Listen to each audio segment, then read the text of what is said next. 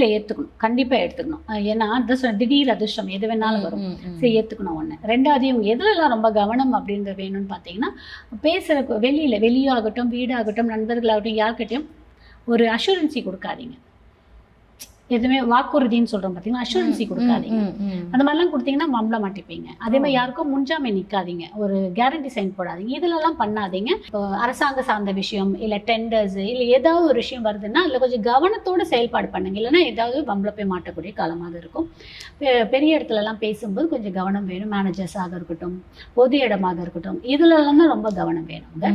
வண்டி வாகனத்தில் கவனம் வேணும், வண்டி ஓட்டும்போது கவனம் வேணும், பொது இடத்துக்கு போகும்போது ரொம்ப கவனம் வேணும். சில முக்கியமான விஷயம்னா இதுலலாம் ரொம்ப கவனம் வேணும். அதே மாதிரி உடல்லுமே சின்னதாக ஏதாவது ஒரு விஷயம் இருக்குன்னா உடனே போய் டாக்டரை பார்த்து கொஞ்சம் இது பண்ணிக்கலாம், அசால்ட்டாக இருக்காதீங்க. ஓகே. ஸோ இந்த மாதிரி விஷயம் வயிறு சார்ந்த பிரச்சனை கண்டிப்பாக ஏதாவது கொடுக்கும், அதெல்லாம் கொஞ்சம் கவனம் வேணும். ஓகே. உடல் நலத்தில் வந்துட்டு இந்த மாதிரியான பிரச்சனைகள்லாம் இருக்குது, அதெல்லாம் கவனம் பண்ணிக்கலாம் அப்படிங்கிற ஒரு விஷயம். அண்ட் இந்த குழந்தைகள் அப்படின்னு சொல்கிறது வந்துட்டு கும்பராசிக்காரர்களுக்கு எப்படி இருக்கு குழந்தை பாக்கியம்?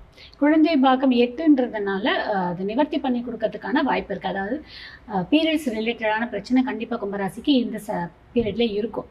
ஓகேங்களா? அதை வந்து குரு பகவான் பார்க்கும்போது கிளியர் பண்ணி கொடுக்கறதுக்கான வாய்ப்பு இருக்குது.